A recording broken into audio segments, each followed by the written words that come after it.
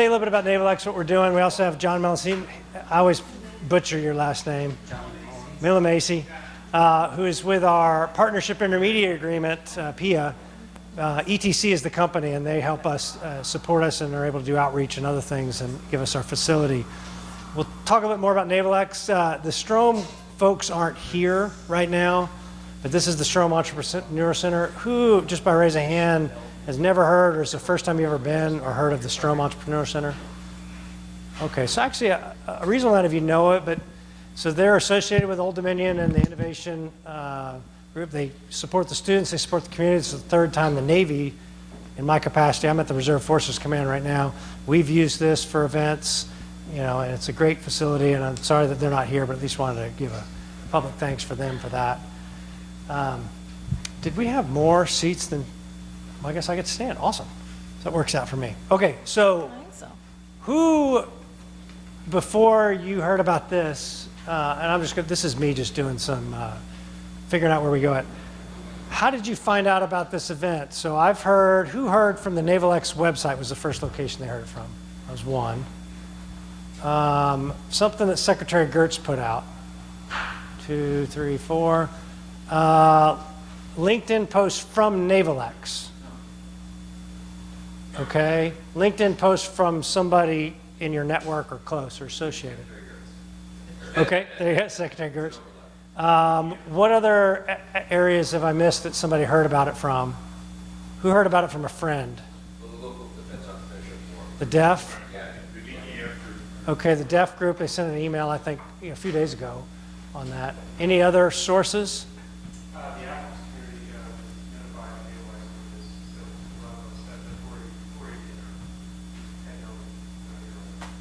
so Okay, all right.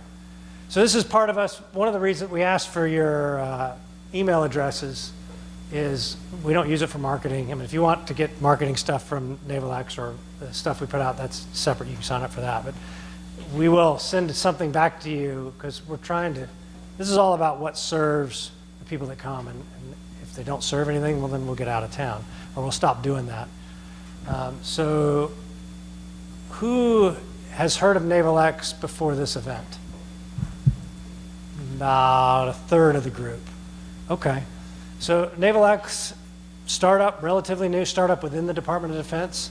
Assistant Secretary of the Navy, Research, Development, and Acquisition, Hondo Gertz, you know, controls just a little piece of the acquisition pie, 130 some billion or whatever. I'm not sure exactly the number, but the guy buys, you know, the people that buy aircraft carriers and all the F-18s and all the ships in the Navy and all the other stuff, they report up through him.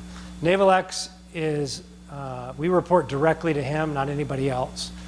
We're a very small team. We were only established in, officially, NavalX came into existence in February of this year.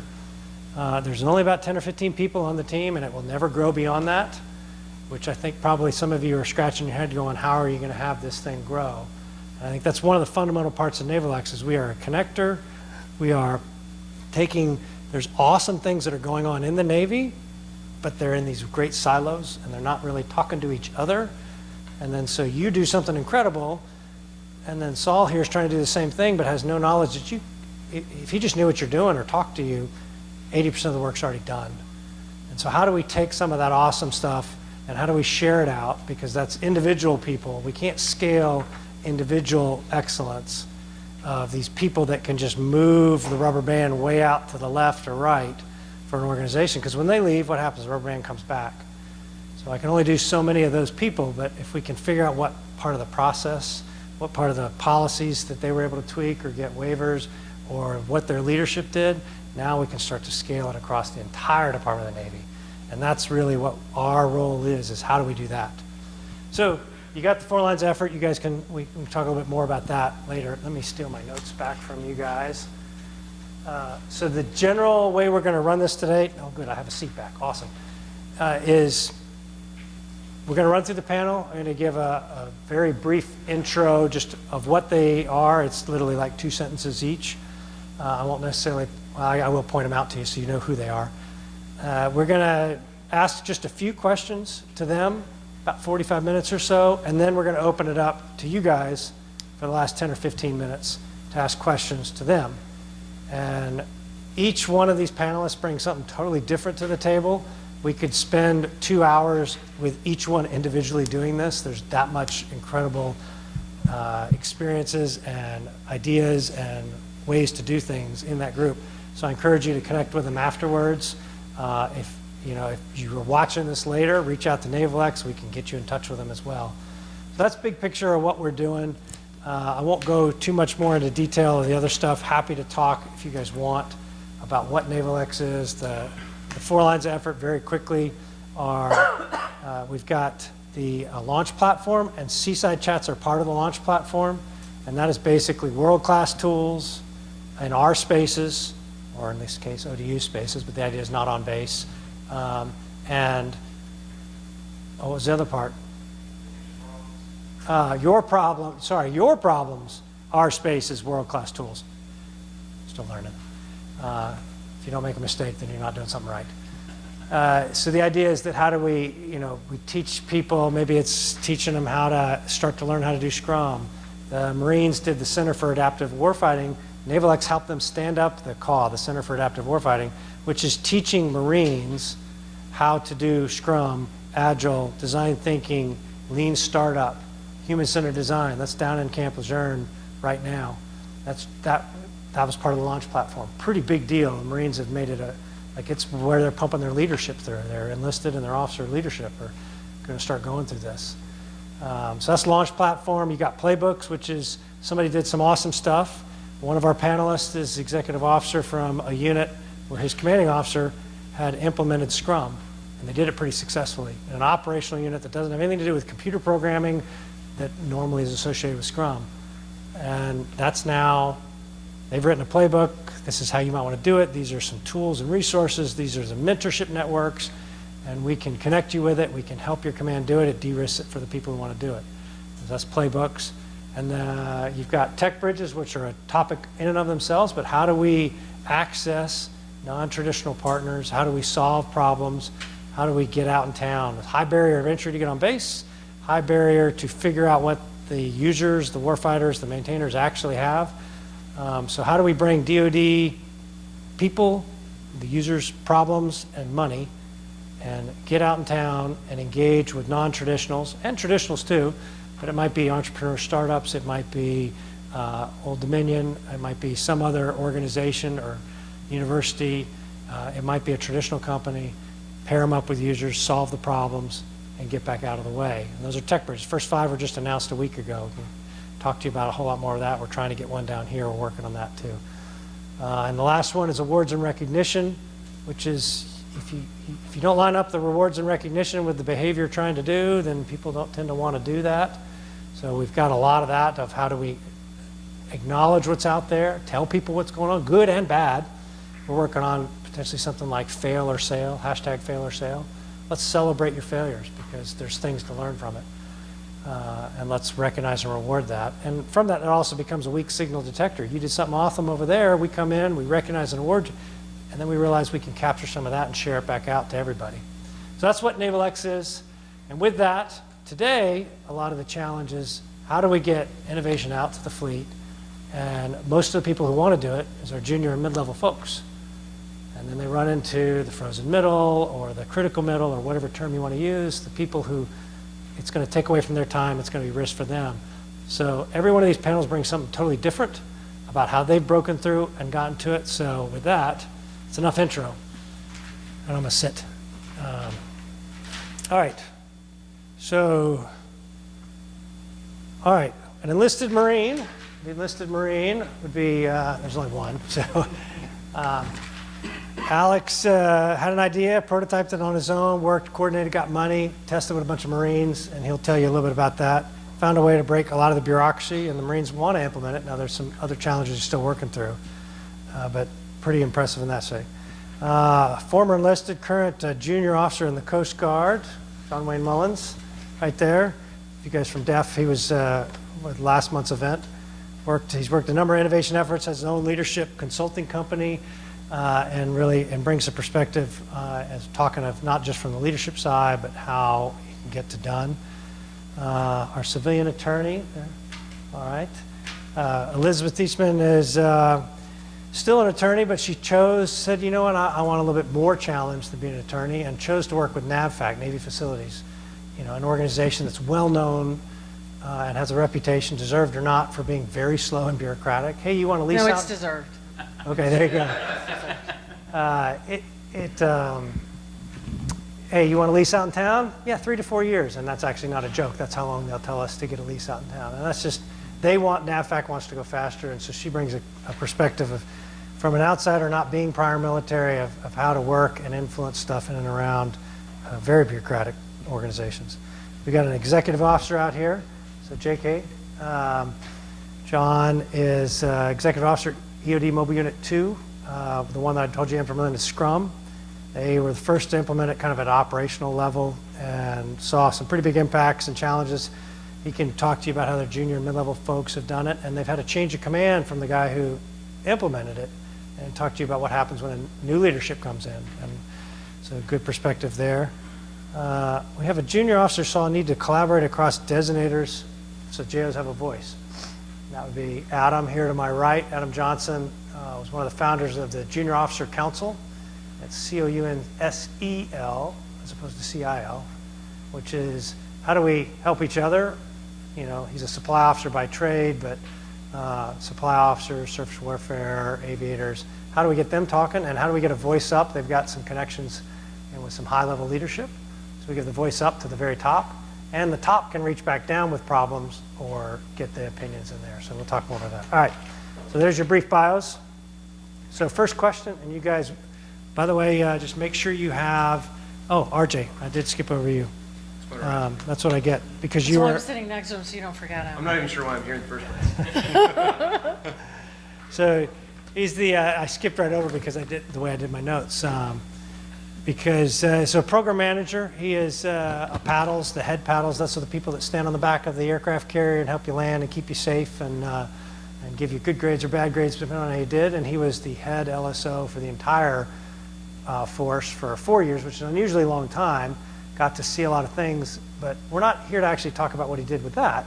He saw another program, which is the Air Boss, the guy up in the top, in the top of the aircraft carrier up top, kind of acts like a air traffic, or the tower for the entire aircraft carrier. And the training pipeline for that Air Boss, which is a post command, commander, or captain, was all manual, and they didn't have any simulators or anything. And he said, their lack of training is causing some challenges and problems and accidents for us.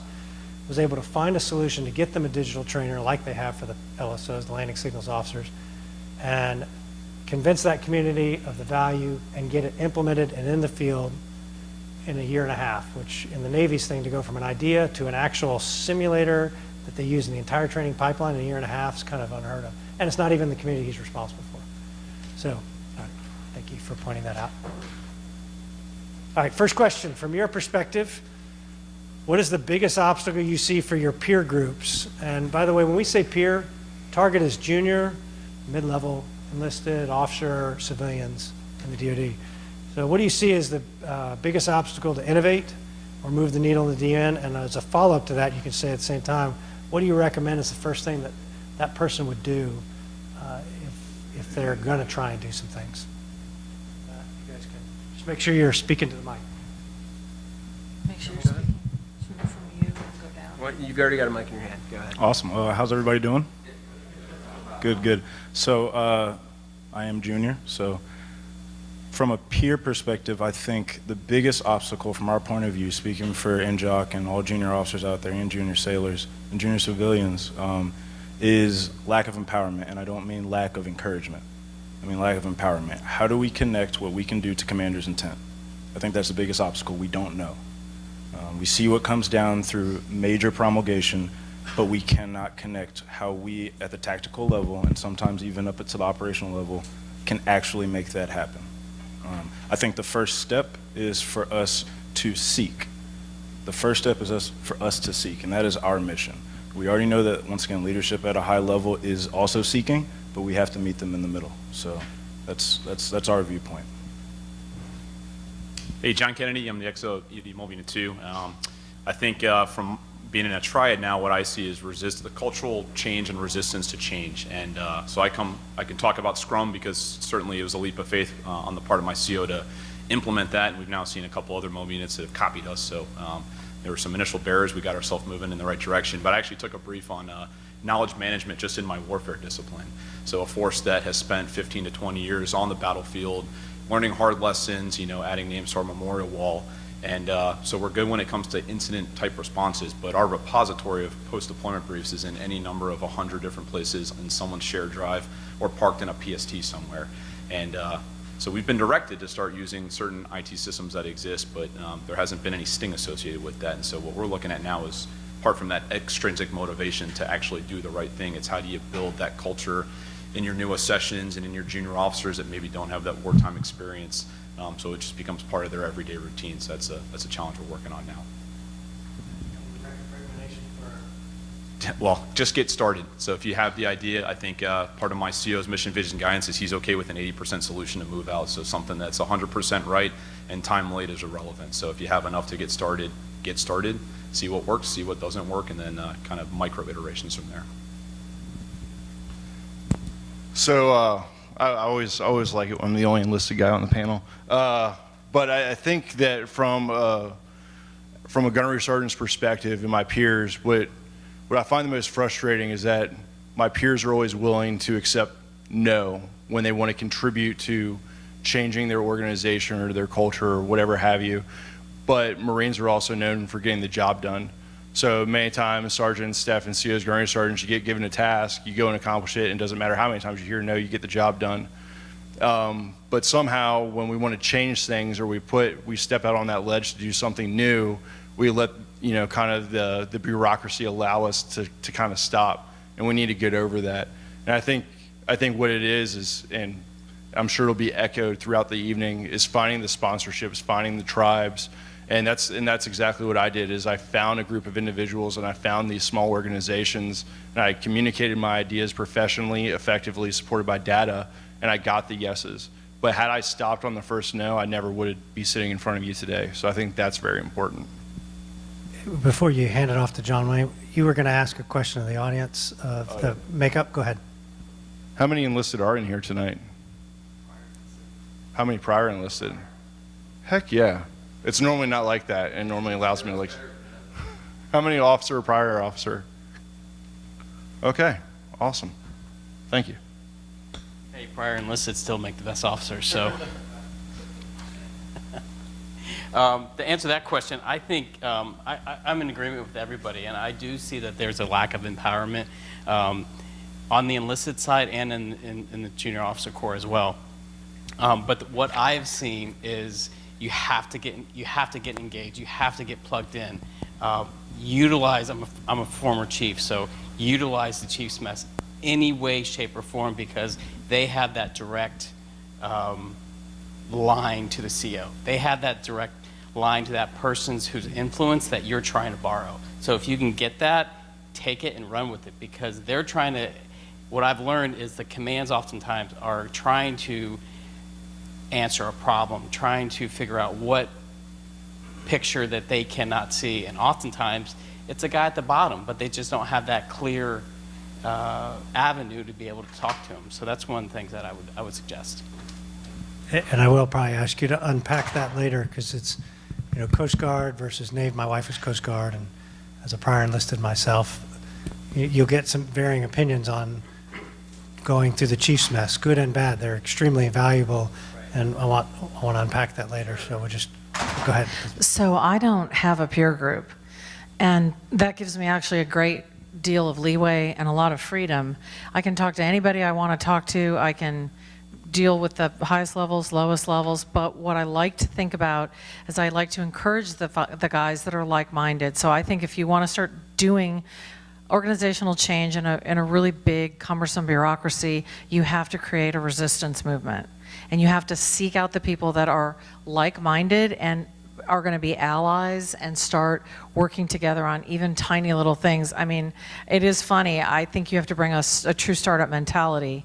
And so I tell all the young sailors I work with to go out and start reading because I'm like General Mattis, not like him at all, but I think reading is essential, and I'm always giving them reading recommendations. Hey, we had this idea for doing something different, fixing jets, and we can't get NAVFAC to fix the LPA or whatever, and I say, well, start thinking like a startup. There's a great new book called Rebel Talent, Why It Pays to Break the Rules, that I've really been pushing a lot lately, and there's a fantastic article in last year's Harvard Business Review called Bring Your Breakthrough Ideas to Life, which is a real departure from kind of the lean startup movement.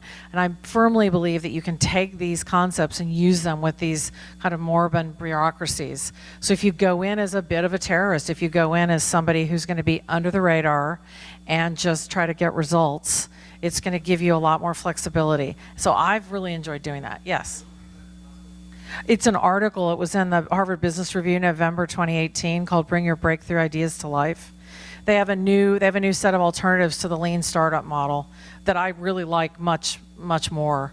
And I just think it gives people a really flexible framework to start thinking about these problems, because ultimately I tell anybody that I am trying to kind of enlist into my little cohort of allies that you just don't take no for an answer. I get it. It just depends partly on how you ask the question, but I don't take no for an answer. And RJ's done stuff with me. He knows I'm somewhat relentless. So if you're telling me no, it's because I either haven't asked the question the right way or I haven't gotten to no but.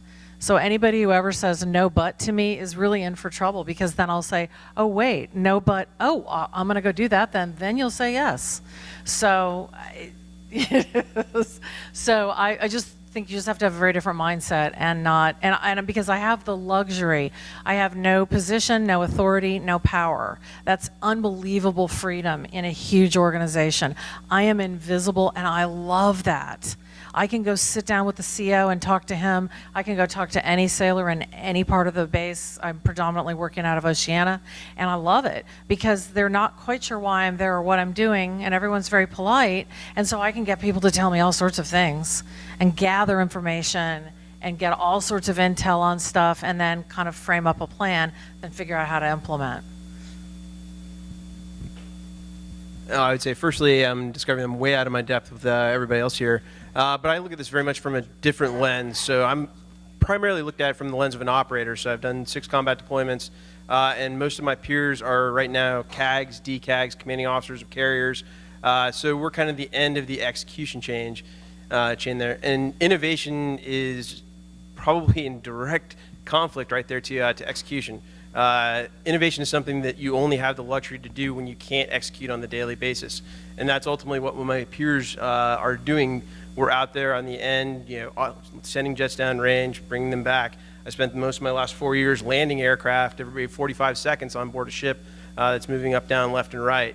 It's only through a little bit of that leeway there when we have some of the room, i.e. an academic environment, where we can maybe bridge some of that gap. So I just happen to find myself in a very unique niche position where I was able to kind of bridge the gap there a little bit between being an operator, but saying, hey, there's this other cool stuff out here. This is what we can use to help out the end product that the operator needs to do their job more safely, more effectively. And I would say the best part that contributes to that are a couple singularities that I met along the way who greatly facilitated that process and certainly shortened that kill chain. All right, so good different viewpoints. I appreciate that. And I'll start back with what we'd already brought up. And so, John, you had mentioned, hey, being able to reach out if I'm enlisted, I'm a petty officer, I'm a seaman, and use that chief's mess or the chiefs to go through. If you can expand on that, the things I've heard and some of my own experiences as well, is there's some chiefs that are awesome and they're great and they definitely are advocates, and others are, and it's not exclusive to chiefs. There's just maybe a little bit more, because it's right there in the middle, it's a little more obvious for the junior enlisted, is that they just don't want to change. And this is the way we've been doing it. And just go continue cleaning that toilet, please. Like, just go back. So can you expand on, with that knowledge, particularly the Navy side, we get a very difference of opinion. Right. What would your advice be? There's some disparities between the Coast Guard chiefs and the Navy, and I understand that. But a few years ago, the Coast Guard really came out with this servant leadership model. It really got brought on by the chiefs,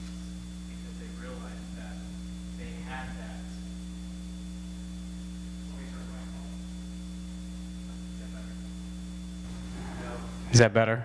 All right.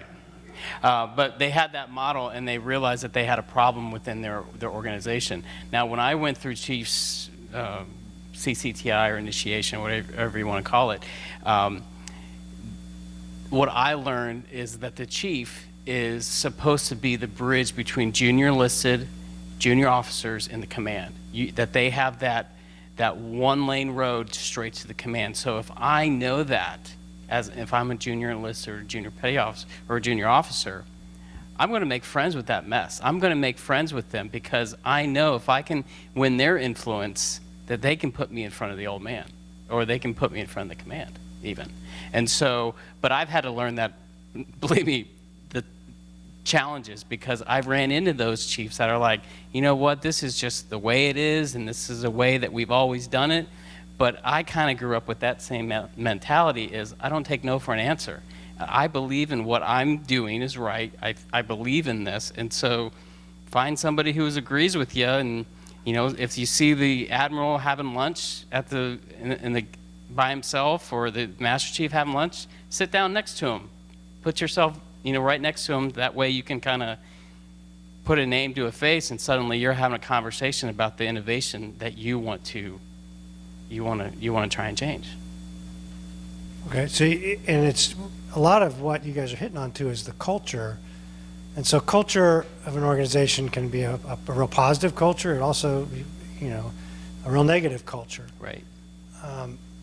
You know, anyone who wants to kind of speak to what you saw as the impact that culture had, positive or negative, on kind of the thing, maybe that project or what you tried to take through fruition, and how you worked through it, or how it really helped you. I always like to say that nobody comes to work to ruin everybody else's day. I have yet to find that person. Yet,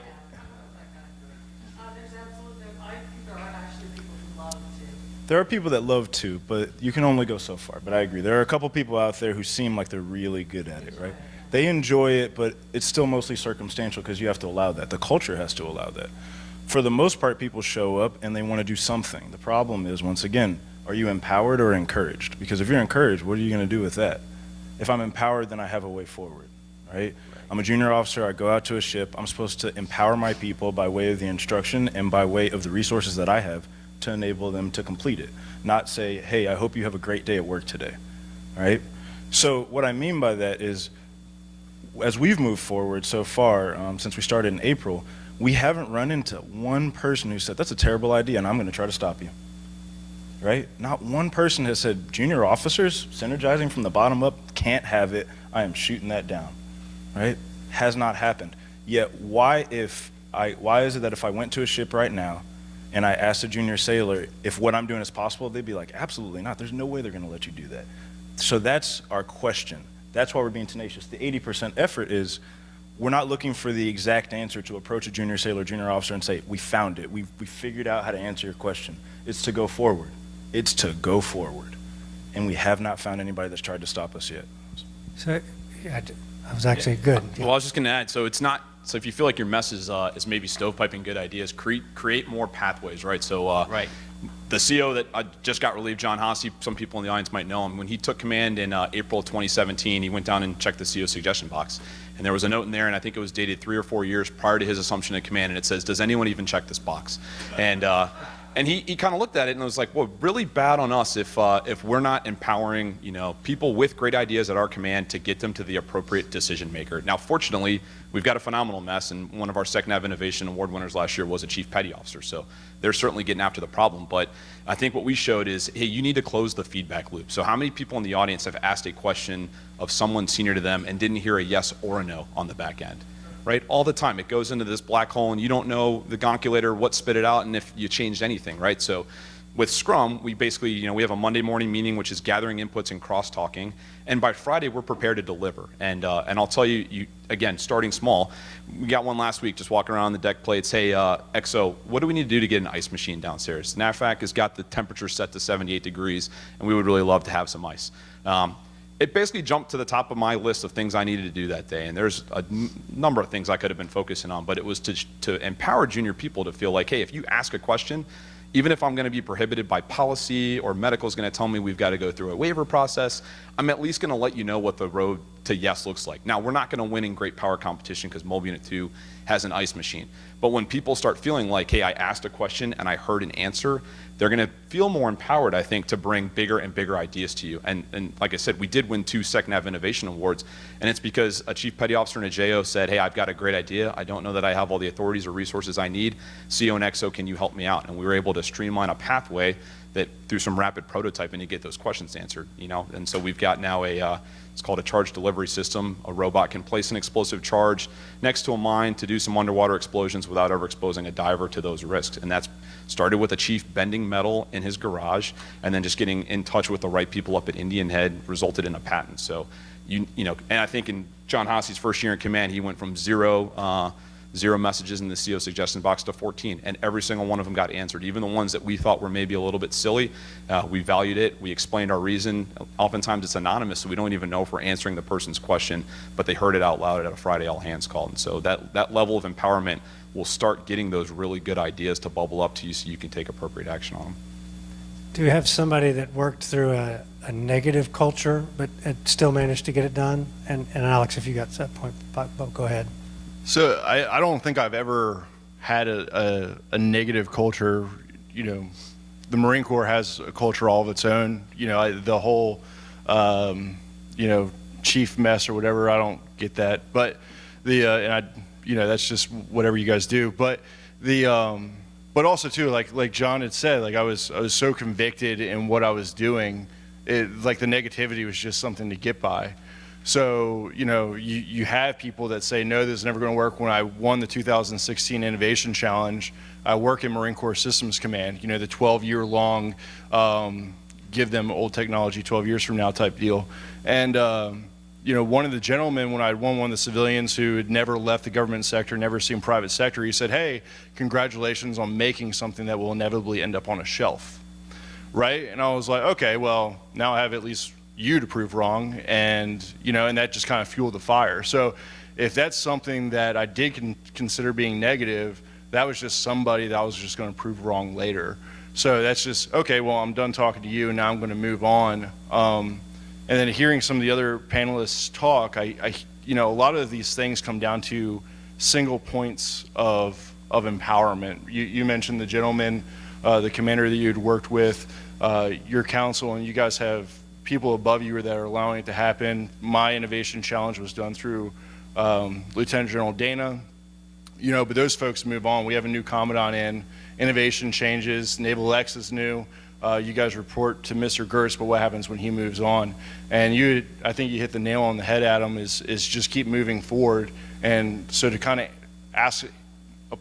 add another question to your question is, what is in place for when our empowerment shifts? You know, we are person-driven. We are a person-driven, you know, organization. And as these leaders move in and out, what can we do in our tribes or in our councils or in our innovation projects that can secure things going forward as the leadership changes? And I don't have the answer for it yet.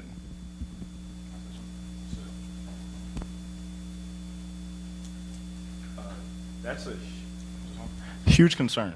I think that a lot of times when we talk about this, in a change and innovation, we look at something that's stuck in the negative. But what about the things that were good that then went bad? We talk about those, but we just are frustrated. Well, why didn't they continue? PCS is too frequent, it'll never change, and then we're done. And then we go back to the stuck things.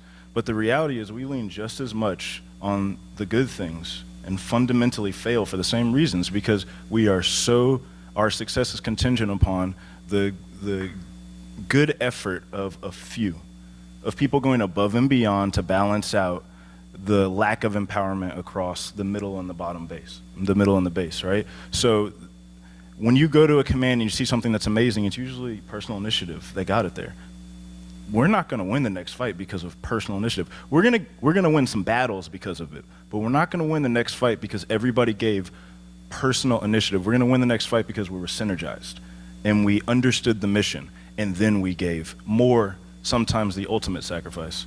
So if that makes sense, I'm not condemning anybody out there doing the right thing, but that should not be 99.9% of the reason for success. So how do we lead the way from NJOC's perspective to make sure that when empowerment, when that road is cleared, when the trees are knocked down and then replanted somewhere else because we've got environmental problems too, right? That we understand the process holistically. So if junior officers and junior sailors and junior civilians are reaching up, all right, not waiting for the raindrops to fall, they have to go through the bureaucracy. They need to look left and to right, right? They need to check the soil around them. They need to see how loose it is or how strong it is, because you're gonna have to put something back in it, and you need to know what goes there, what was there and what needs to go there. That takes a slow, tactical approach with quick movements, iteratively, when you need to. So as you guys are talking through this, you know, if I'm sitting out there watching this or listening, what's going through my head is, okay, I see it, but how can you give me some examples of how you got to done? And I'll start down with RJ.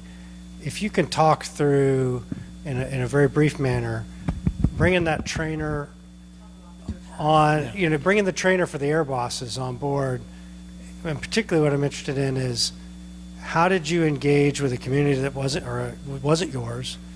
How did you convince them? Because I know that some of the people told you there's no way this will go through, or no way in the time frame. And kind of what did you see was the key of how it got moved so fast? Sure. So how that Airbus trainer ultimately became an idea in the first place was more or less given, hey, here's what we're trying to sell you, which I looked at as kind of a bill of goods. Most of the simulators that we use across the Navy now, they're looking to try to go away from the large single-use ones and going more towards virtual reality, which is cutting-edge technology, et cetera, which we didn't think looked very good. And I flat out said, that baby's ugly. I don't want your baby.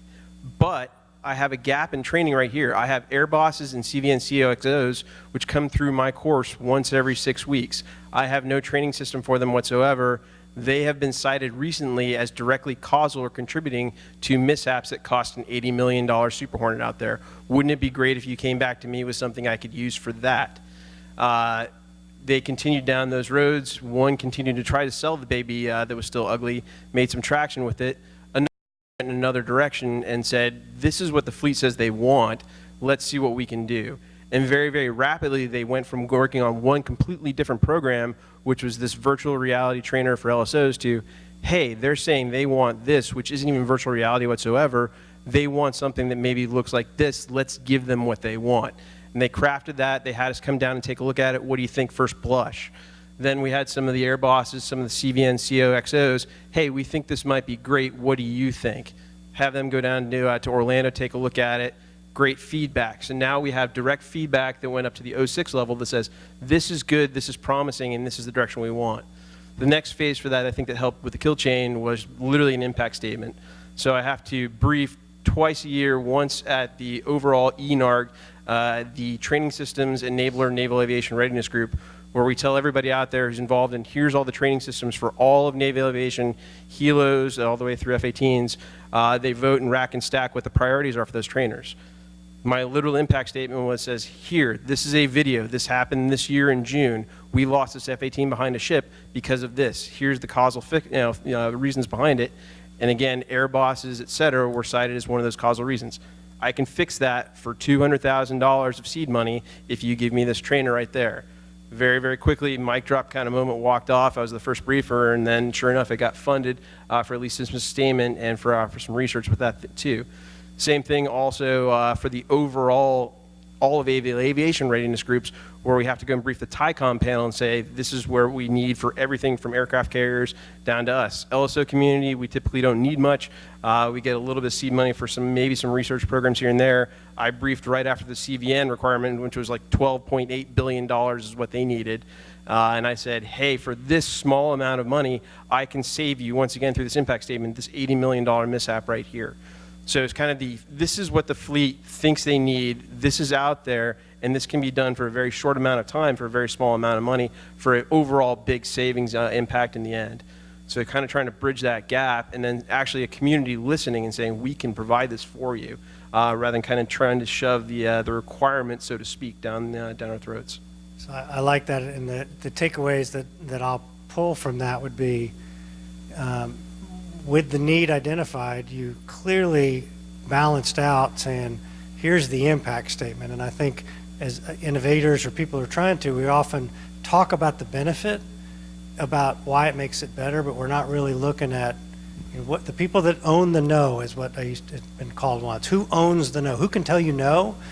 They're looking at dollars and zeros a lot of times. Now $12 billion versus 200,000, that's what they call budget dust. Like, it's not much, but when we can show the impact, then they'll do Literal it. impact. Yeah, and in that case, literally impacting the water after it crashed. But the impact, being able to talk in the language of the people, repeatedly talk to them, there's a lot of value in that. So that's good with that. So I appreciate that. Who worked through like a negative culture that they really had to, did anybody have that? Go ahead. Yeah, the whole culture at NAVFAC is, there are good people in every organization, but the culture at NAVFAC is pretty toxic when it comes to, obviously change. No big organization likes to change, but the biggest sort of failure that I experienced and the negativity at NAVFAC actually has been an amazing learning experience, because one of the things that I realized when I started going over and wandering in and out of the flight line all the time at Oceana is that the number one thing, every time I would just stop to talk to anybody in one of the squadrons, the number one thing they would say is, could somebody fix these goddamn hangar doors? We have to move jets in and out of hangars, and the hangar doors don't work. And they told me these nightmare stories about the years that the hangar doors hadn't worked, and that they don't ever work, and they have to move them with tractors, and sailors break their arms, and they crunch jets, and they cause damage, and they have mishaps, and nobody could ever figure out how to make that happen. So I thought, just after I started hearing that, I thought, well, this is going to be a great way for me to dive into something and try to fix this issue. So I spent a year just gathering data, talking to everybody from the operational people at NAVFAC, the blue-collar guys that go over and turn wrenches, talking to them, learning more than I ever wanted to know about how the different kinds of hangar doors work and the different opening mechanisms and engines, and having them show me all these things. And so I thought, this is going to be so simple to fix. This is going to be so easy. I'm going to write this amazing white paper. It's going to be the best white paper anyone's ever written. It's going to outline everything that the squadrons need to do at the wing, that they need to do to help be part of the solution. It's going to outline everything NAVFAC needs to do. I dug contracts out of drawers, since I am a lawyer and a nerd and I can read contracts, and I found the contract for the company overhead door that said how many times a month they were supposed to come through and do walkthroughs, how many written reports they were supposed to do. And I said, this is amazing. I don't even know if they're doing this. So I had this whole thing teed up, and I wrote it, and it sank like a lead balloon. I gave it to everybody who would even talk to me. I'm like, but I've got a solution. This is how we can get this fixed. And they were like, yeah, it's reading, and I don't know, and I don't know, we're not really sure. So it was just such an epic fail. It really was, and I was so disappointed. And I said, no, the data in here is all absolutely credible. If the two sides, because there were two sides, there's a huge rift between NAVFAC. Every single person I ever talked to at NAVFAC says, damn sailors, as soon as we fix the doors, they break them right away. That's it. We're just not going to fix them anymore. I guess that's our solution. And the sailors saying, they never come over here and fix the doors, so we're just going to have to figure out how to open them and close them. And if that damages, the more you have some chief yelling at you to get that jet out on the flight line, you're not going to wait around. You're going to get it done. So then I went back and thought, okay, so I got no, and now I have to think about this differently. So I just deconstructed the whole thing and started taking it in little teeny tiny pieces, because my big vision was, we need a monthly task force meeting with people from the wing and people from NAVFAC, and they need to sit and talk about what they can do to work together more collaboratively to fix hangar doors. And that just seemed so logical to me. Well, that was never ever going to happen, because nobody ever wanted to sit down and talk to each other. But bit by bit by bit, I started kind of chipping away at finding these sympathetic people, building my network of infiltrators, building the resistance. And the resistance was determined to figure out a way to improve hangar door repairs. And I found some great maintainers, I found great chiefs, I found great sailors who were really smart, I found exos and squadrons who said, yeah, if you can figure out a way to get somebody from this company to come through here and show my guys how to work the doors, that sounds great. So we just did just tiny, tiny, tiny bites. And it didn't seem like we were making any headway on anything, but just be relentless, and we were. And so I got them to basically hack into the NAVFAC computer. Well, I found a document somewhere. Bureaucracies, you can use their own rules against them. I found a document that said every squadron's supposed to have somebody who has access to Maximo, the computer software that tracks all these repair tickets. Nobody had access. Nobody had ever had access. So I put in a repair ticket to the IT people, and they didn't even know why. Again, no apparent power, authority, or position. Nobody really cares or knows what you do. So I got access to NAVFAC, and we took that same username and password and let everybody use it. So now they all have access to Maximo, and they can print their sheets out that show all the repair issues in all the squadrons. So NAVFAC can't just blow them off and say, no, you don't have that many outstanding repair tickets. Well, here's your own printout from Maximo that shows you every repair ticket we have. Oh. I guess there are a few hangar door issues on that list. So just bit by bit. I mean, look at how the French resistance dealt with being occupied by Germany. Seriously, you blow up one bridge. You just got to take out one thing, and eventually you will have an impact. So that's been the exciting part, is slowly but surely getting everybody to realize, getting a core group of people. I don't need everybody at the wing, and I certainly don't need everybody at NAVFAC to be on board with this, but VCNO came 2 months ago, and the hangar doors were working on the majority of the hangars. And the guy I went to, and I said, if you will let us do A, B, C, and D, VCNO's coming, I'll tell you which hangars have hangar doors that work, if you want to take him on the tour of those hangars. And they thought that would be a really good idea to have VCNO see hangar doors that open on hangars. So it's interesting. It's like a giant experiment for me, though. It's like having a giant lab. Just doing social engineering all day on people.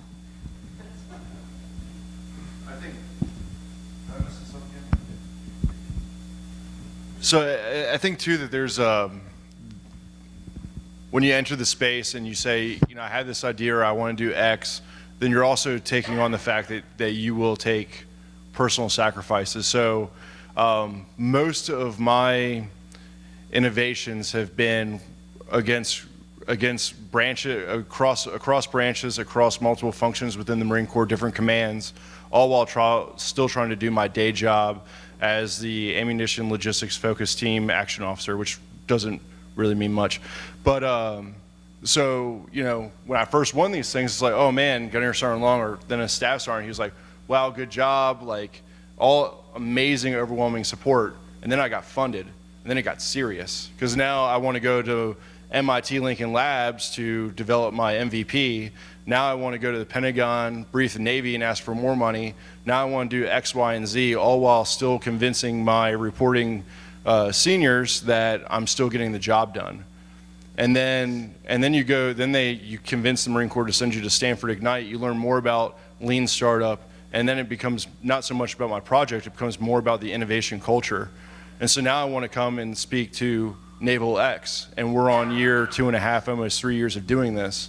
And so what was originally huge empowerment has really led to a couple of key critical people in my command that when it comes down to it, I can say, hey boss, like this is going to be worth it. I will provide you an ROI by allowing me to have this time to explore this space. Since then, I've gotten a rapid innovation funding request, didn't ask permission to submit it. And now my community has 1.2 million to do tablets. We're working on exoskeletons. I provided my command a return on investment for the time that they allowed me to do these types of things. But when it comes down to it, and Bobby asked you to come and speak on a panel, and you're very passionate about speaking on a panel, you say, hey, I want to go do this. They say no, and then you just drop leave, right? So like, it's not so much, I'm asking you out of professional courtesy, but the value that this space has to me will also allow me to use the system to do what I want to do. So luckily I have a few key people in leadership that still really support me. I didn't use leave for today or tomorrow, but they know that if it comes down to it, that's what Gunny Long is going to do. And my job still gets done, but it's definitely been at the expense of a lot of late nights, a lot of maybe stepping on some toes, maybe not, maybe a couple of apologies before I ask permission type deal. But but you got to do that, and you got to be willing to walk somebody to the door that's busted and make a point. Be quick. Alex brought up a really good point, which is you should tune your ear to those ideas that will be time savers, right? So even as a Mobinet XO, I don't control money, don't control manpower, although I really wish I did because we hurt for that often, but I do control time, right? And that's my Commodore's kind of challenged us this way. So Scrum was one of those ideas that I think it has been enduring through a CO change of command, through lots of turnover this summer, because it is a time saver for the unit, and we're able to quantify that, right? So we went from a letter of designation for a supervisor, right, and a scuba supervisor or demolitions operations supervisor, and the dreaded blue folder, right, which has to touch 12 different desks before it comes to the appropriate authority to sign it. We reduced that from a 7-day process to a 7-minute process by just putting the right authorities in place. And so, you know, Scrum with a backlog that is appropriately prioritized, that kind of lets us know what we're doing each week, you know, was transparent to the command about what we valued and what we were going to try to get done. And actually what it did was created space for us to go after innovation awards. So when someone comes to you with an idea where it's going to be a time serve for you, and you should all ask Alex about his, because I would say, you know, he's got it sitting right here, you know, reducing the logistics time frame to resupply critical units that are out fighting. That's something that everyone in this room controls, no matter what your level of authority is. And so it's something that we try to do is, you know, call those out specifically and implement them rapidly, because it'll give you time back in your life to get after the other critical things you should be working on.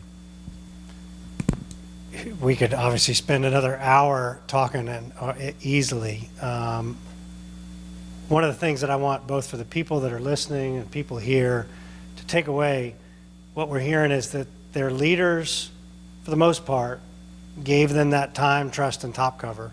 It might have just been at the local level. It might have been a little bit higher. There is personal risk involved, career and otherwise, and reputation. You know, but not everybody needs to do that.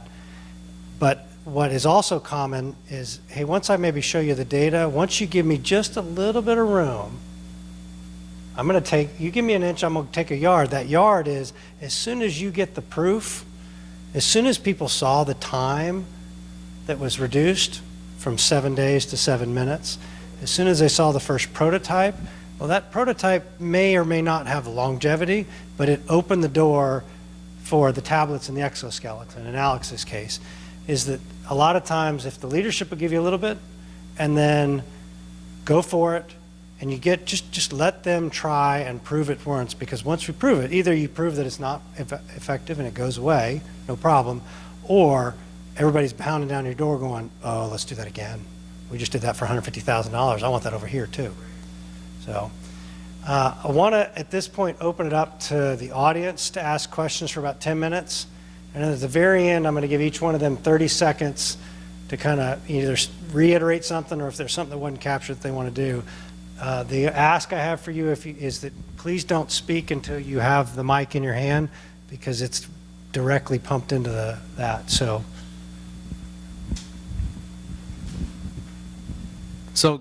being that Scrum is typically for tech, right, the tech industry, what does Scrum look like at a command like you, as a command or departmentally? What does that look like?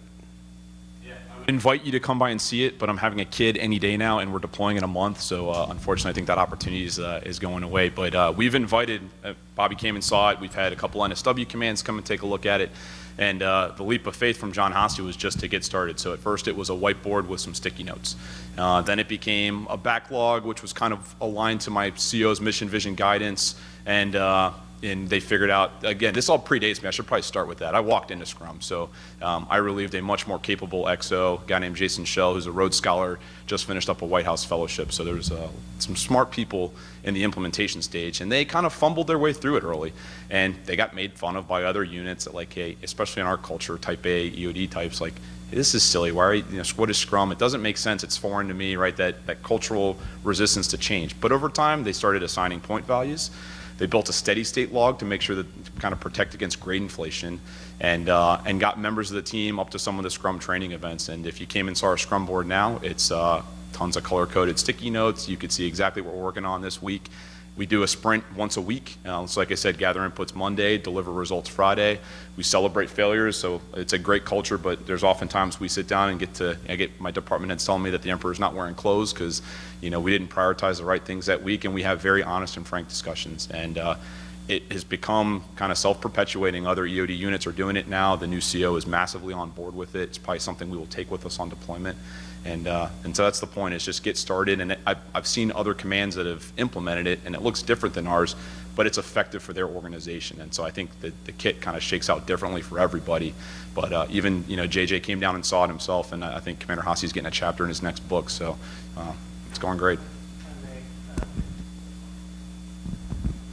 One of the things, if you would expand out how it makes the problem visible and how people coming into the office don't necessarily have to spend as much time, can you expand on that side?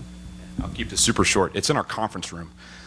So where we do our Monday morning meeting, the same place we take every ConOps brief, it is on the board, and we put things up there even kind of to the extent we can on the legal side. So it's there's transparency to the command of the things that we are working on.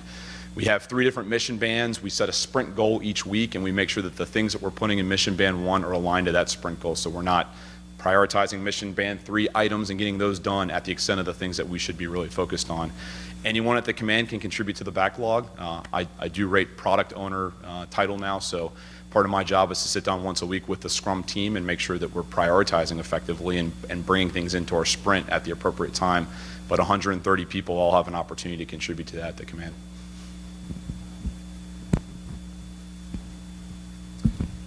Hey, excuse me. Sorry.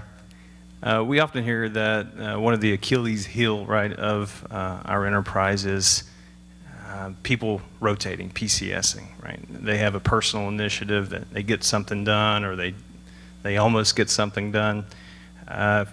Open for all of you. What are your thoughts on how we across the enterprise can facilitate those ideas or projects that individual service members are working on, transition past their PCS? So if I were, say, working on something and it was time to go, how could my next command create an environment where I could continue work on that? I know it's sort of counter, it goes against what we do, right? But any thoughts on how we can facilitate that? I think the easiest way for you to have that conversation is tie it into your new command. Like, whatever project that you were working on here is, how does that affect me? Because that's the question they're going to be asking you, is what am I going to be getting by supporting you to do this? It may not affect that individual unit, but if you could tie it to Big Navy or an initiative that the department is having now, and say you actually are successful, that's going to make them look good, so it's going to benefit them in the long run. So that would be my recommendation. I'm dealing with tons of operational squadrons, and it's a huge problem. The turnover is so constant, plus they're always out on debt. And the part of the big disconnect is whenever we have a big project initiative from NAVFAC, they reach out to whoever they think they're supposed to be dealing with at the squadron or the wing, and that person's not there, or they're gone, or they're TDY. So I early on realized that to have some continuity is going to be essential. We could fix a lot of these problems, but if nobody remembered what we didn't know. So on a slightly related note, I was talking with an old warrant from the submarine community, and he said, you know, we know, the Navy knows how to cut the reactors out of the Enterprise. They know how to do it. We have the technology. He said, I was the guy that developed that technology for the Navy back in the 80s. It's all sub-safe, it's all approved, it's a special welding, cutting thing, metal disintegration, whatever. And he said, I have the papers, I have all the documentation. The Navy doesn't even know they know how to do that. And I was amazed by that. So I didn't want that to be the case. In this instance, it's really going really old school, and it's just putting information in binders in a playbook, in making it part of the handover. So it is a tiny way of shifting the culture, saying there's got to be a handover on excuse me, facilities operation. Even though you're operational and your guys are super cool and you fly jets, you're going to have to deal with the fact that you're in a facility. So there's going to be somebody that I want them to task. So their job is going to be the facility guy. And so tying it to a role has seemed to be a little bit easier, at least with the structure I'm in. But identifying the person that will always be the keeper of the magic username and password for Maximo, and the keeper of the the binder and the instructions on the hangar doors and just making that knowledge valuable enough. And for me, it's just putting it in a binder so then they really care about it because somebody put it in a binder. It must be important. I don't know. But finding the one guy, no matter who's sitting at that desk. And that's one of the things I've had to try to train the NAVFAC people. They shouldn't panic if they call the number and they don't get the person. Just call the number. Whoever answers the phone is going to be sitting in that job now, and he's going to be able to do whatever they need him to do. So it's a constant problem. I absolutely agree. But creating a kind of a framework that will allow people to know where they can go get that information, capturing the knowledge, so to speak, and then that seems to be somewhat effective in the way we're dealing with it. Supplement that, I'll go back to what I said at the beginning, is we have to understand commander's intent. When I said it first, I said we have to seek. That doesn't mean it's all on us. That's what we can do, because we can't have our leadership or force them to do something, right? But I could tell you a lot more about, maintaining maritime superiority 2.0 because I read it fully to apply it to the system for the first time yesterday, when we did a deep dive to try to align our efforts with how to better inform leadership. We have to attach a practical movement, right? What does it do for me to what is the commander's intent? If we just have this nebulous idea of follow the instructions because it's better, we miss it completely, which is why when we read 2.0 yesterday, there were so many stark statements in there that said we must change our rigid mindset and we must empower creativity. I was like, I didn't see that the first time I read it because I didn't have a reason to see it, because I've been encouraged, not empowered.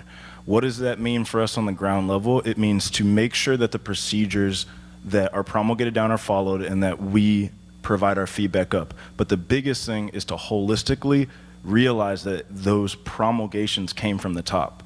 Your leadership, the ones that we sometimes condemn, are the ones that are trying from their end. And they're trying to push down the right things. We have to reach up and we have to say, what does that mean to me and how do I continue it?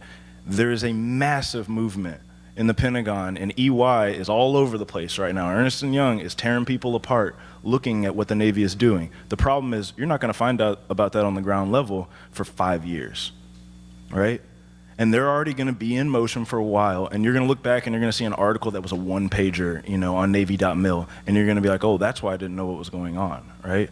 So you take a step forward, they have to take a step down or to the side or to the left, but we have to realize that everybody is in on this and that the motion has already been set, all right? Right now it's sporadic, we have to capture it, and then we have to hold on to it. Does that make sense? Yeah, I think it all just comes down to communication. It sounds like John walked in on a developing unit that was using Scrum and EXO, correct? And he could have killed it if you didn't adjust, correct? Right? I mean, couldn't you have? Yeah, I mean, and obviously the communication was there, and he got the buy-in. And when we had leadership change at the organization I worked at, I went to our lieutenant colonel. I was like, hey, sir, I don't know anything about this guy that's coming in, and we need to communicate the importance of these issues in this way. And it goes back to commander's intent, and it goes back to all that stuff. And whether it's a binder or a conference call or a conference room with Post-it notes, I just think it all just comes down to communication. Or one more question and then we'll close it out. Go ahead, over on the, Scott's bringing you.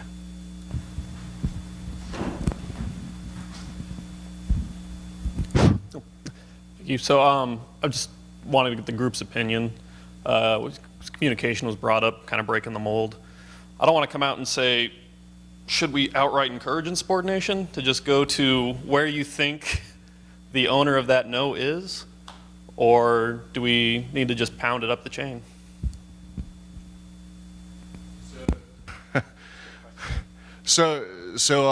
I used to have this thing over my desk that said data knows no rank.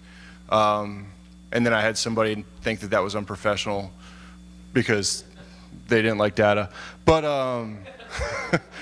I think that, if first you can't do it professionally, then feign ignorance and get whatever you need to get done. So we needed a signature once to be able to test my little prototype, And the middle level, we submitted the package, did all the things, and they said, well, it'll never get submitted. I'm like, so are you telling me no, or are you just telling me it just won't get approved?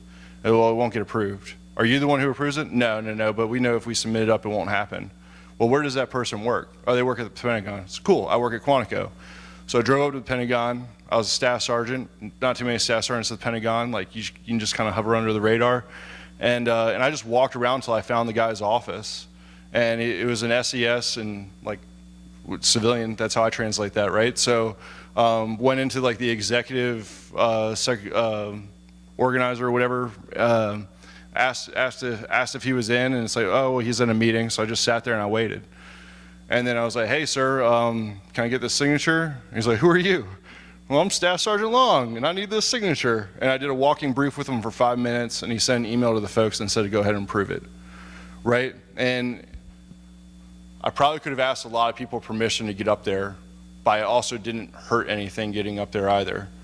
Had I asked the questions I probably should have asked, I probably would have never been at the Pentagon to get what I needed to get done to put my prototype in the hands of Marines and train with them for 30 days, right? So the risk that I took and maybe getting yelled at was far lower than the risk of not putting my prototype in the hands of Marines. And so while I don't think mutiny or like an insurgency is like the right verbiage, I think that if you have the information, you can communicate it professionally, then when your leadership doesn't support you in that, then you find other leadership that will. But you communicate to that. So I've told, oh, you're not giving me this? I will go to the Pentagon and get that signature. And they laughed. I went to the Pentagon and got that signature. They chose not to take me seriously. So that's a personal experience of kind of going through that kind of mutiny phase, I guess. All right, so in close, but I'll give you the XO answer here a little bit too. So so you should be that type of leader. Like I said, you know, how do you respond to bad news? What barriers to communication are you putting in place that you might not know about so that people will actually bring you those ideas? But I'll tell you, so we had an example, an E6 who got a flat no on a question on something. Hey, I want to procure a new headset because technicians are telling me the headset they have is a piece of junk, and drafted a white paper that wants to augment the personal gear issue that we have. And there's some legal issues at play, right? And so he was told no and got an explanation. Well, he wasn't happy with that no, so he went to one echelon higher than us, ended up getting some guidance to call the company and procure one on his own through combat development. Then he kept it for a year when they were trying to ask him back for it, right? And then it got on my level, and really sad, the day that he found out he made chief, we were doing a disciplinary review board. So the flip side of that is you need to be willing to take personal risk, but you also need to understand if there are some legalities that might be affected by what you are trying to do. So what I try to do as the XO is if it's a no, it's not a flat no because I don't have that authority. It's always conditional. Hey, I really appreciate you bringing this idea to me, right? You are looking out for technicians at our command. If this is important enough, let's cross-talk at the other mobile units and see if they're feeling the same effects. And then if that's the case, we have a comms working group that convenes once a month. Let's bring it up to the people that are in that room to define the requirement so that through the appropriate channels we can make that change, right? So it's not, hey, no, because I can't do it right now and there's 100 other things I need to be thinking about. It's, there probably is a yes, right? It's that no but. So I'm going to tell you no but, and it might be a lot of work on your end if you want to get to a yes, but I'm at least going to show you what that pathway is of what right looks like. Now, yeah, there's been plenty of times that I think people in my community have gone to the guy that signs the bottom line and got it signed, and hey, congratulations and great on you, and it's probably been a benefit to the force. But I think sometimes people at junior levels that have the great ideas, not through their own fault, they're just ignorant of the rule set of why the no is a no at that point in time. So those people with authorities and resources ought to be shepherding and mentoring them through that process to get to the appropriate yes so that it will be enduring and not something that just happens very quickly. Because if you let that happen and then 100 other people see that, I think the span of control just gets a little bit wild if you let that happen. I just want to add that as someone who's running with scissors right now safely, right?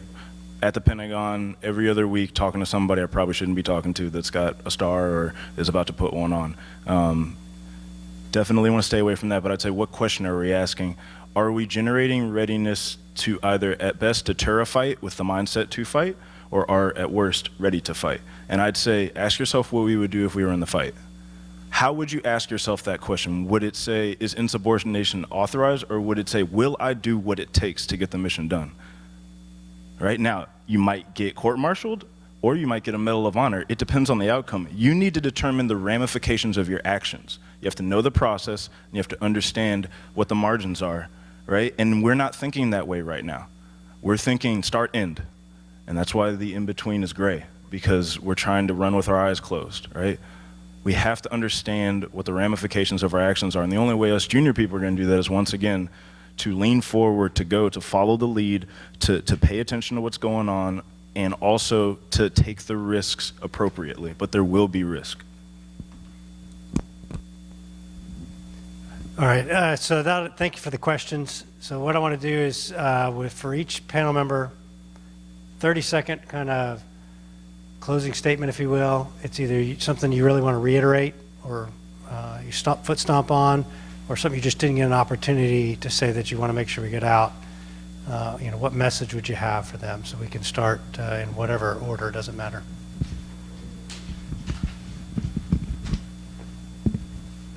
All right, so I'm pretty much just a lowly stick monkey pilot who's been flying out of Elizabeth's crumbling facilities for the last 21 straight years. So I think what I'd like to reiterate to the very diverse group here is, how do we bridge the gap between innovation and execution? And I'm at the end of that chain there as the guy who's on the executing commander's tent, like you're talking about right there. I'm not an innovator by nature. Very diverse group, again, a lot of great ideas, and that's really what it's kind of all about. The shiny idea, the shiny object, whatever it is, that innovation. But what I would encourage everybody, be you the innovator or the executor, how do I bridge that gap?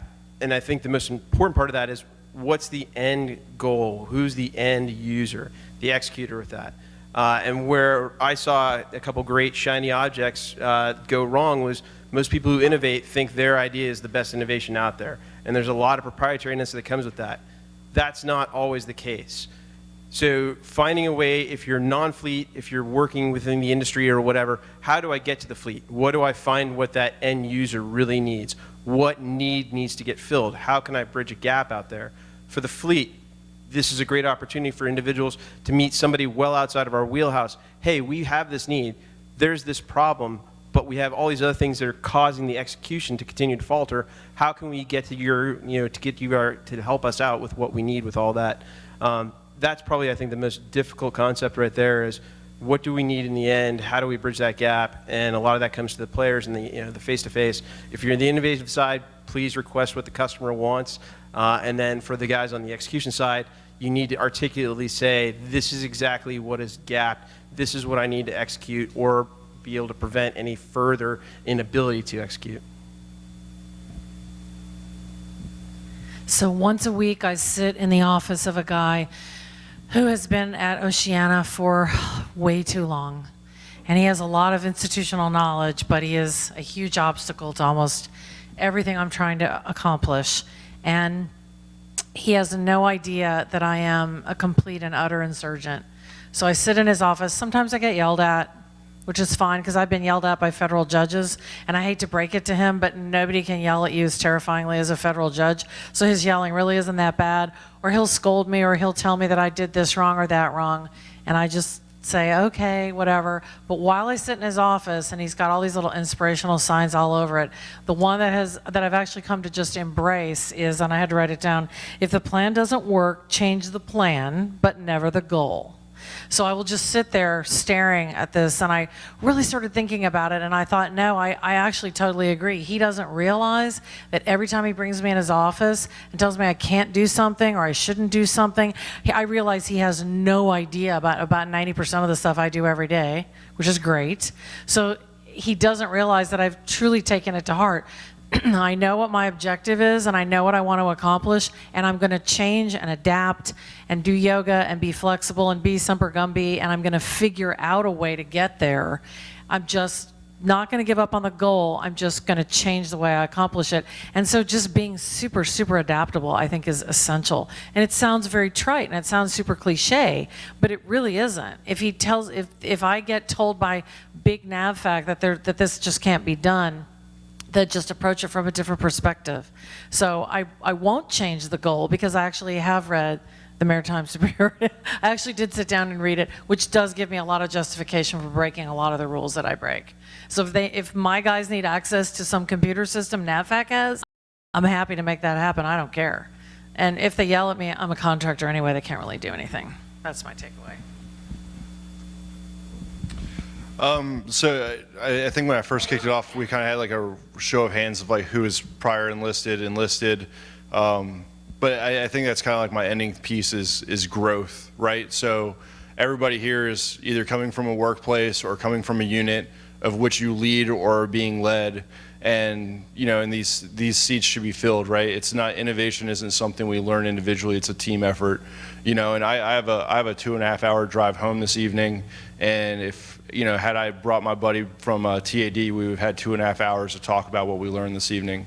You know, I think increased exposure and increased growth provides you infrastructure for that insurgency or for that unit or for that continuity. And also never doubt your E4s and E5s. They haven't been brainwashed nearly as much as we have. And, you know, and regardless of whether or not they have a degree, they have a lot to contribute, and I love the stuff that they come up with. So empower them, bring them to these things, and let them see innovation not through your eyes, but through the eyes of what's been happening around them.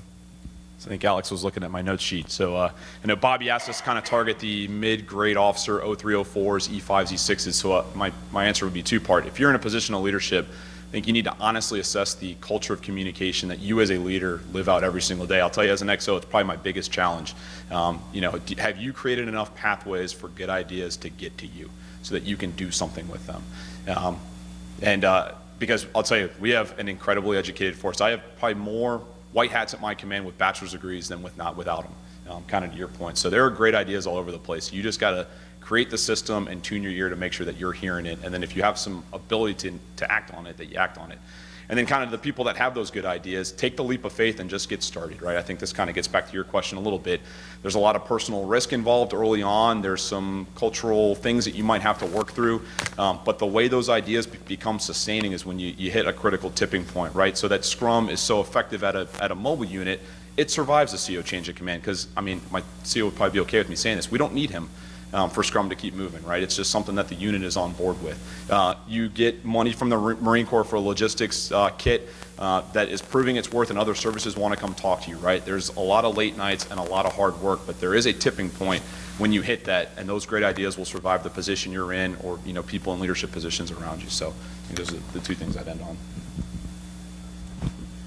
We had a bunch of brainstorming sessions at the beginning of our development, and I'll never forget a lot of smart people putting stuff up on a wall at Naval Ex's facility in Alexandria, and great stuff up there. And one of the junior officers reluctantly just put up one thing. The whole time he said, I just can't think of anything. Can't think of anything. And he wrote, "Don't be afraid of failure." And we all pointed at it and we said, that might be the only thing that matters. That might be the only thing that matters. I think somebody said it earlier, from our point of view, right? If we're going to get the reps and the sets and weed out the good ideas, if we're going to bridge the gap between execution and what's promulgated down, and innovation and execution, you have to take the necessary steps. You have to do the things. And if we are expecting them to all work, we are not ever going to go anywhere, right? More than that, we have to realize that failure is just as much of a teacher, if not more, than success. And once again, I'm speaking, yes, from my point of view, but that is our biggest asset. We are junior officers, we are junior sailors, we are junior civilians. We're not going to lean heavily on the massive amount of experience we've accrued in our short years in the Navy or wherever we serve. We're going to lean heavily on the years we have ahead of us to recover from the tactical failures that we accrued. So fail forward, fail fast, fail smartly, and don't be afraid. And just get up and do it again. Wow, I'm inspired.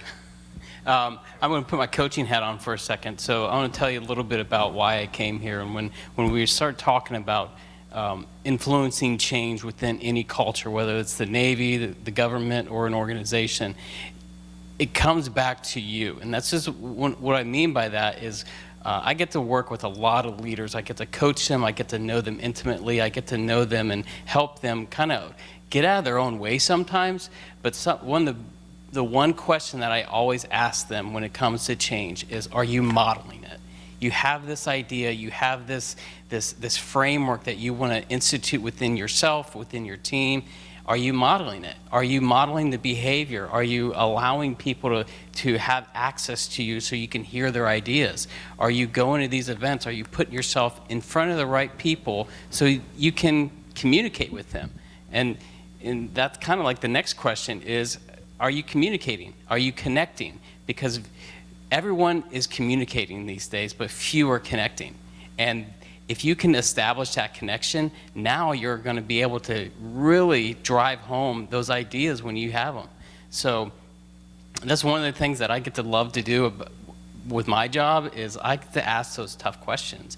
But in the end, it's paving the way for people to actually like, oh, now we can actually move forward. We can do this. We can institute this. So, yeah. So lots of gems that we need to find the 30-second clips in and improve our ability, since very few people will watch this in its entirety. And I think we've got a lot from them. You know, hey, user needs to be integrated. The end user, the operational, are they being talked? Did you ask them? Did you talk to them? If it's not working, if the plan's not working, change the plan, but not your goal. It's a team effort. And so support the team and where they're driving towards. Hey, leaders, are you listening? Are issues able to get to you?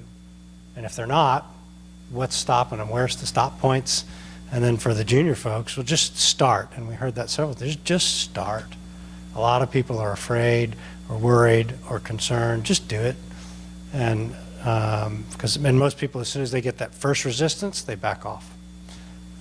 And what you see with the successful efforts, and maybe it's a successful failure, a spectacular failure, some of the things we talked about in the teams, well, that means you had to do something, you had to have a spectacular idea to have a spectacular failure. So there's goodness. Don't be afraid of failure. It can be as much a teacher as success can. And are you modeling that behavior? This is what you want to do. We say you want to innovate. A lot of people like the idea of losing weight, getting out of debt, quitting smoking. They know they need to do it. They know it's important. I'm 400 pounds and I need but it's hard. Don't kid yourself. It takes effort to not pick up that cigarette, or to maybe not buy that extra thing and save a little bit of money, or to go work out. It takes effort. So there is effort involved, but you put it in and you apply some of these principles, I think you're going to see it go a long way. And that's what we at Naval X, to wrap it up, that's what we're trying to do. Is there's these silos of excellence, these amazing things that have happened across the Navy. How do we take what they've done, distill it down to a method that you can then start to either leverage what they did, leverage their mentorship? John Hasse, who he's talked about, the CO, if you want to implement Scrum at your unit, we have a playbook written on it. John Hasse will be your mentor, and he was helped them stand up the Center for Adaptive Warfighting, which Scrum is part of what they teach down there. And so they're out there, and that's kind of what we're trying to do. And we're not going to kid ourselves. Nobody's really done this successfully across the entire Department of the Navy before. It's a pretty audacious goal, but we've also never quite had the high-level leadership. And the last thing I'll say is that, and you hit on it well, Adam, is that a lot of the junior and the mid-level folks, and I was one of those, are like, they don't get it, they don't listen. But having the opportunity in the position I'm in now, and you heard it from a lot of these, when you ask the leaders, they do get it. So where does it get lost in translation? Well, good intent, bad execution, assume the positive intent, but they don't have time, they don't want to do it. Do you take the risk? Do you go around and just make it happen? Maybe that's the calculated one. Maybe you work and find the data.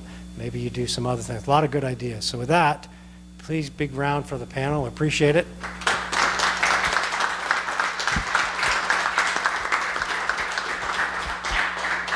And I do have to show this last little thing, which is, it's a vacuum with with a circle and a slash through it. This is Junior Officer Council. You can talk to Adam about these, but it's the idea is, don't make decisions in a vacuum. In other words, don't talk to people, network, reach out. There are other people who want to fix things. You haven't met anybody who truly is like, comes to work and goes, I'm going to make everybody's life miserable today. That's not what they do. Now, they just might not know how to make people's life happy, but they're just very good at doing the other things. They just don't know. So, don't make the decisions in a vacuum. Talk to people, get your teamwork. So with that, now it's open season. Please come up, talk to them, continue to network. We have the space for